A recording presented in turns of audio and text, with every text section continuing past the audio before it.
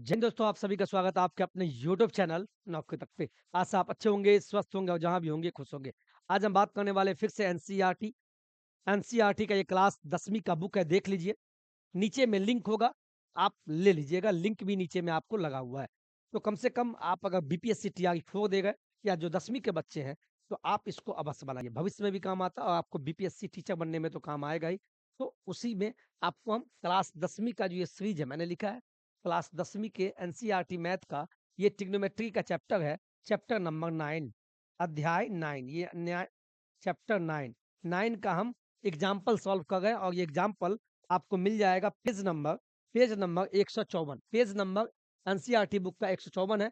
और क्वेश्चन पढ़िए, कैसे पढ़ना है, फिर आप सवाल देखिए कितना आसानी में बनेगा। चलिए शुरुआत करते हैं फटाफट, जल्दी में। सेशन अच्छा लगता होगा तो आप लाइक शेयर सब्सक्राइब करते रहेंगे। सेशन अच्छा लगता होगा तो आप नौकरी तक, NAUKARI, नौकरी तक ये चैनल जिसपे 2,28,000 की परिवार है, इस परिवार में आप जुड़ जाएं जिससे कि आपको ही फायदा हो। और आपको फायदा होगा तो हमें फायदा ये होगा कि आपसे एक परिवार का जुटाव होगा। ठीक है, क्वालिटी बढ़ा लीजिएगा, क्वालिटी बढ़ा लीजिएगा, क्वालिटी बढ़ा लीजिएगा। चलिए आगे बढ़ते हैं। क्वेश्चन क्या बोलता है, ध्यान दीजिएगा सर। क्वेश्चन बोलता है भूमि के एक बिंदु पी से एक 10 मीटर ऊंचे भवन के शिखर का उन्नयन कोण इतना है। भवन के शिखर पर एक ध्वज को लगाया गया और पी से ध्वज के शिखर का उन्नयन कोण इतना है। ध्वज दंड की लंबाई और बिंदु पी से भवन की दूरी ज्ञात कीजिए। इतना पढ़ेंगे तो आप कंफ्यूज हो जाएंगे, बिल्कुल कंफ्यूज होंगे। जो पढ़ेगा, ये प्रैक्टिस की चीज है। मैथ क्या है? दिमागी रीजनिंग है ये। सबसे पहले मैथ का बनाने का तरीका है कि कम कम पढ़े। जहां फुल स्टॉप पे पाला, फुल स्टॉप वहीं तक पढ़े आप। यहाँ देखिए क्या बोलता है, भूमि के एक बिंदु पी से, जितना बोला उतना ही, यानी भूमि है। मान लीजिए यहाँ एक बिंदु मैंने लिया जिसका नाम मैंने पी रखा। आगे बढ़े सर, चलिए। भूमि के एक बिंदु पी से एक 10 मीटर ऊंचे भवन के शिखर का उन्नयन कोण 30 है फुल स्टॉप, वहां स्टॉप हो जाइए आप। तो यहाँ से कोई बगल में, यहाँ से कोई एक बगल में, भूमि पी से के बगल में कोई मकान है, मान लीजिए कोई मकान है। ये मकान है, ठीक है, ठीक है, ये मकान है। कोई दिक्कत सर? और यहाँ से यहाँ तक इसका जो लंबाई दिया है 10 मीटर। ठीक है, ये मकान है और यहाँ भूमि, भूमि पे एक बिंदु पी ले लिए। अब पढ़िए, भूमि के एक बिंदु पी से एक 10 मीटर ऊंचे भवन के शिखर का उन्नयन कोण 30 है। यानी यहाँ से सर,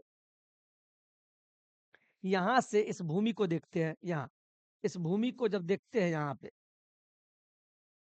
ठीक है, ये यहाँ ध्यान दिए, तो यहाँ से जब इसको देखते हैं यहाँ पे, ठीक है, तो एक उन्नयन कोण बनता है। क्या बनता है? उन्नयन कोण बनता है। इसको हम सिंपल में ऐसे लेते हैं जिससे कि आसानी लगे। ये भूमि पी हुआ, चलिए, ये ठीक है, और ये एक मकान है जिसकी लंबाई कितना है, 10 मीटर। कोई दिक्कत? और ये बिंदु पी है। उन्नयन कोण कितना बन रहा है, 30 का, तो 30 बना दीजिए, कोई इश्यू नहीं है। आगे बढ़े, चलिए। आगे बोलता है भवन के शिखर, ये भवन हुआ, मकान की ऊंचाई, इसको क्या बोलते हैं, इसको तो इसको बोलते हैं सर, ऐसे ही बनाना है। ये शिखर हुआ, मकान का शिखर। भवन के शिखर पर एक ध्वज को, यानी क्या, तिरंगा झंडा, अपने देश का तिरंगा झंडा लेते हैं और अपने मकान पे जाके डंडा में डाल के शिखर पर एक ध्वज को लगाया, यानी छत पे जाके यहाँ पे एक झंडा टांग दिए, झंडा। चलिए झंडा टांग दिए, ये झंडा है, मान लीजिए झंडा अपने भारत देश का झंडा है, ठीक है।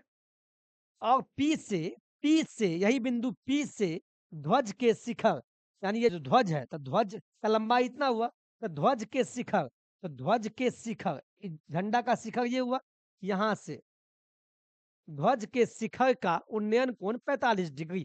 तो 45 डिग्री कोण किससे बनेगा, 36 से। तो ये 45 डिग्री हो गया। अब आपसे पूछा है ध्वज दंड। ध्वज दंड का मतलब, जो झंडा होता है, तो झंडा है, तो झंडा को किसी न किसी डंडा में डालिएगा लगाने के लिए। तो ध्वज दंड का मतलब हुआ ये जो लंबाई है, ये जो डंडा है शिखर पे लगा हुआ, यहाँ से यहाँ तक की आपसे ध्वज दंड की लंबाई पूछा है। और बिंदु पी से भवन की दूरी ज्ञात कीजिए। अब आपसे ये भी पूछा है, यहाँ से यहाँ, मान लीजिए x मान लीजिए, यहाँ से यहाँ, इस बिंदु P से ये जो मकान है, मकान, इसके बीच की दूरी क्या होगी? आपसे 2 प्रश्न पूछा, एक ध्वज दंड यानी झंडा जिसमें टंगा हुआ है, वो डंडा की लंबाई क्या होगी? और इस P बिंदु का इस भवन से कितने यानी इस P बिंदु से ये भवन कितने दूरी पे है? यानी इन दोनों के बीच की दूरी। 2 चीज़ आपसे पूछा। आपको सबसे बड़ी बात बता दें, कोण पता है। कोण क्या पता है भाई? एक 30 डिग्री, एक 45 डिग्री, कुछ सोच के दिया होगा। चलिए स्टार्टिंग करते हैं पहले 30 डिग्री वाले से, सिंपल वे में। यहाँ ध्यान दीजिए, यहाँ देखिए सर, मान लीजिए tan 30 बराबर, तो क्या होता है पहले ये बोलिए? tan 30 यानी कि ये tan का फ़ॉर्मूला लगाएँ तो क्या लगेगा? पंडित बद्री प्रसाद हरि हरि बोल, यानी क्या? यानी इसका फ़ॉर्मूला हो जाएगा लंब, लंब होता है ना लंब, लंब, तो लंब कितना दिया है? 10 दिया है। लंब बट्टा आधार, आधार का पता नहीं है, तो x ले लिए। tan 30 का मान कितना होगा? 0 1/√3 हो जाएगा, बहुत सुंदर। और यहाँ 10/x हो जाएगा, फिर यहाँ से x को इधर भेजेंगे, तो यहाँ हो जाएगा 10√3, यानी x का मान नहीं, x का मान ये आ गया। आपका पहला इक्वेशन ये बन गया, ठीक है? पहला इक्वेशन x का, चूँकि x निकालना है तो x का मान हम ये निकाल लिए। आगे बढ़े, यहाँ से हम ये निकाल लिए। अब हम ये भी निकाल लेते हैं, tan 45 भी आपको दिया है, तो वो भी हम निकालते हैं। कोई दिक्कत? कोई दिक्कत यहाँ तक नहीं होगा। आगे बढ़े, चलें। इसको कहाँ लें? यहाँ पर लेते हैं। यहाँ पे लेते हैं, इधर ले,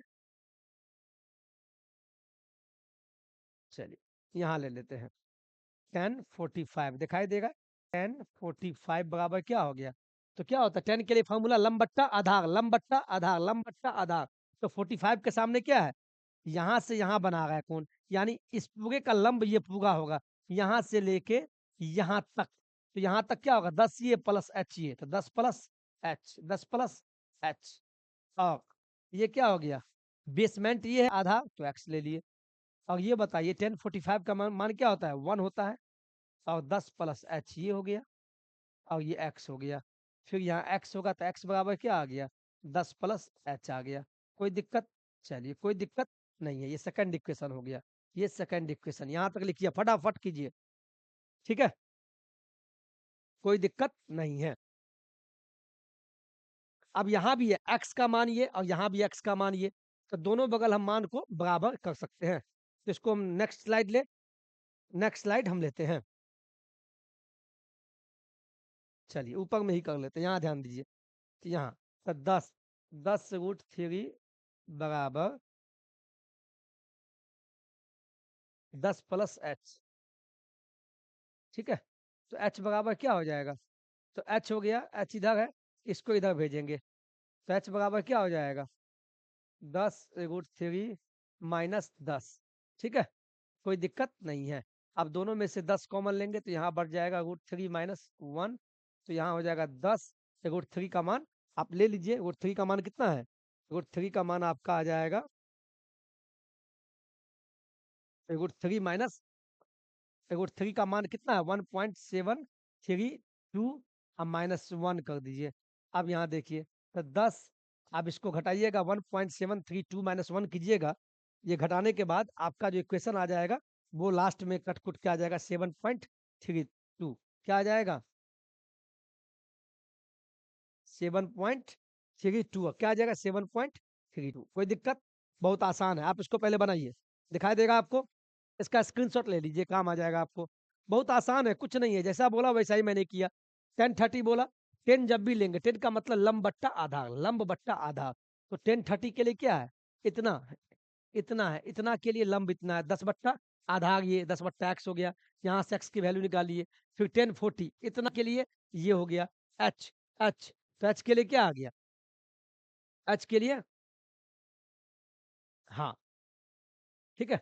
तो h के लिए यहाँ से आ गया मान आपका 1045, 1045 से ऐसे निकाल लीजिए। फिर आपके यहाँ से मान निकाल दीजिए, पुट कीजिए, दोनों बगल x है तो x का मान पुट कीजिए, तो h का मान क्या आ गया? h का मान आपका 7 दशमलव h नहीं, सॉरी, h का मान डाल दिए। हाँ, आपका h का मान डालने के बाद कोई मिस्टेक तो नहीं होगा? 7.32, h का मान कितना आ गया? 7.32। जब ये मान निकल गया, ये मान निकल गया, तो यहाँ से हम ये भी निकाल सकते हैं। यहाँ से ये भी निकाल सकते हैं। तो x का मान निकालिए आप। अब x का मान पुट कीजिए। जब h का मान निकाल लिए तो आप h इसको सेकंड पेज में ले आप, कोई दिक्कत नहीं है। ठीक है? यहाँ से x का मान हाँ, x का मान यानी कहें तो x का मान, तो x का मान ये है, यहाँ से ये, तो बेसमेंट कितना आ गया? बेसमेंट का मान कितना आ गया? ये तो ऑलरेडी आ चुका था 10√3, 2 चीज़ बोला, वो भी हम निकाल के आपको दे दीजिए। x का मान यहीं से आ गया था और यहाँ से चूँकि दोनों बगल x आया था, तो मान पुट कर दिए। इसके बाद h का मान आपका 7.32 मीटर आ गया। ठीक है? कोई दिक्कत नहीं है। बहुत बढ़िया प्रश्न दिया हुआ है, हमें तो अच्छा लगा, इसीलिए आपको हम करवा रहे हैं। बस क्वेश्चन पढ़ने का तरीका होना चाहिए। हम भी गलत हो सकते हैं, ऐसा नहीं है, जब प्रैक्टिस छूटता है तो आप भी गलती है, लेकिन प्रैक्टिस को एक बार नहीं, एक क्वेश्चन को 10 बार बनाइए। जब अभ्यास हो जाएगा तो अगला प्रश्न आपसे गलती बिल्कुल बिल्कुल नहीं होगा, वही चीज़ यहाँ है। ठीक है? अच्छा लगा सेशन?